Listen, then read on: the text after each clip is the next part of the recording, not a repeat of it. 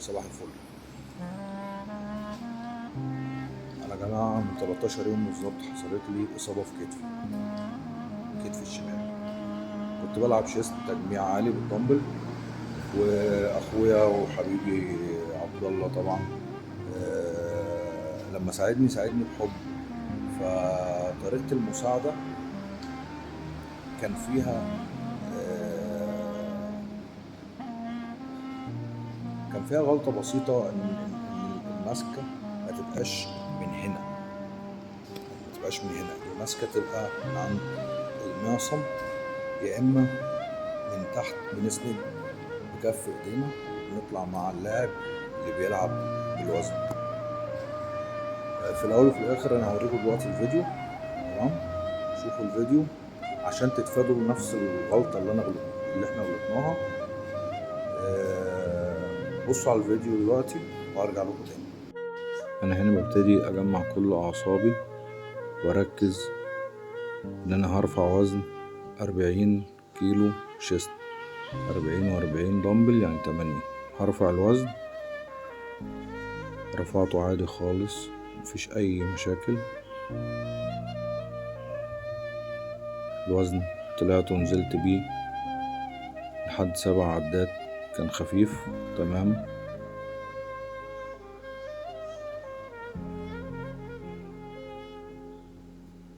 الحمد لله كنت طالع ونازل زي الفل. هيبتدي هنا عبد الله يخش عليا عشان يساعدني. مسكني اهو من عند الريست، ضغط سنة فأعصابي كلها ساب سنة. بص، أول ما ساب سنة خلاص حصلت الإصابة. أنا وريتكم الفيديو عشان خاطر تبقوا فاهمين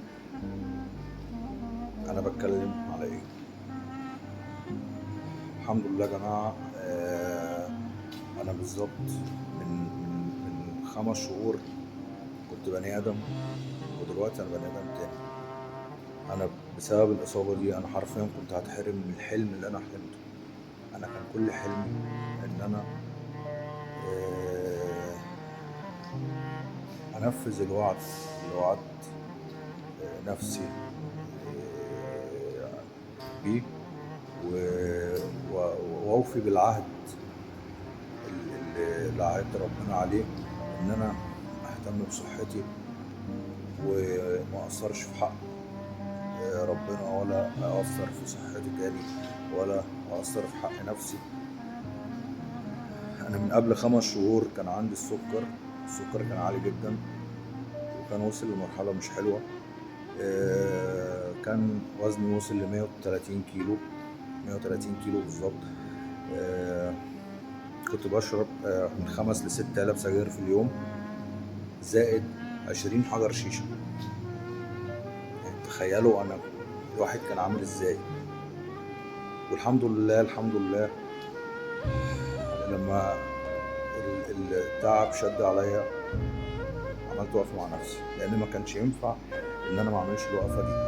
الوقفة اللي أنا عملتها مع نفسي عملتها بعد ما تعرضت لتعب جامد. طبعا هرجع تاني وأقول أي حاجة وحشة بتحصل للبني آدم ده ابتلاء من عند ربنا، عشان يرجع عن اللي هو فيه ويفتكر ربنا، ويفتكر إن هو مقصر في حق ربنا. وأنا مبسوط إن أنا تعبت والتعب شد عليا، عشان كده ربنا بيحبني. والله الواحد ما بيعملش حاجة وحشة في حد يا جماعة، الحمد لله. نرجع تاني لموضوعنا. فعملت وقفة مع نفسي وقلت لا، أنا كده مش هينفع،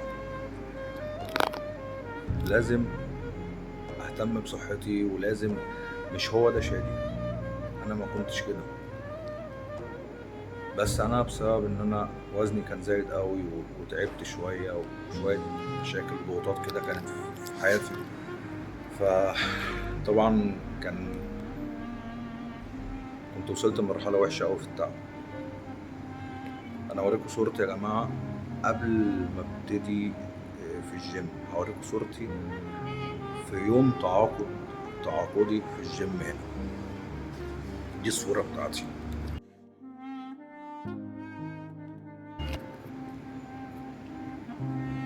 ده كان شكلي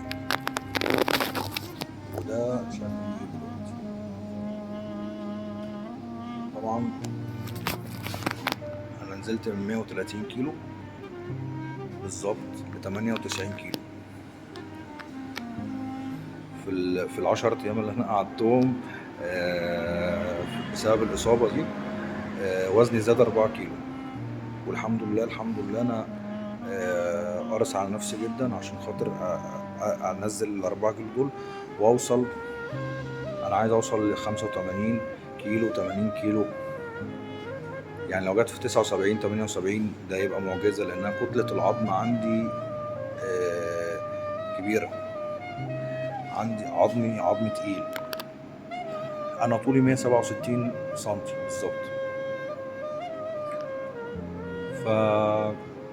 والله أنا يعني بحمد ربنا إن ربنا ما حرمنيش من الحلم اللي أنا بحلم بيه.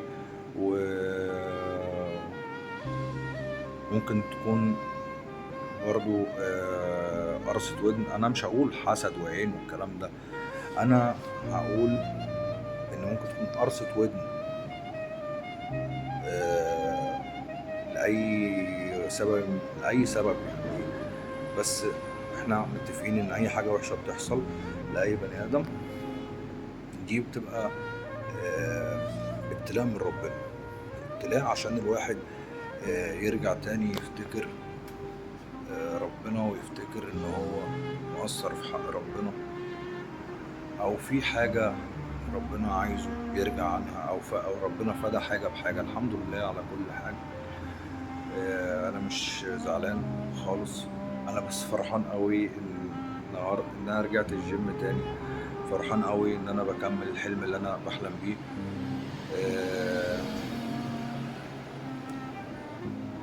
نفسي اوصل لجسم مثالي، وزن مثالي.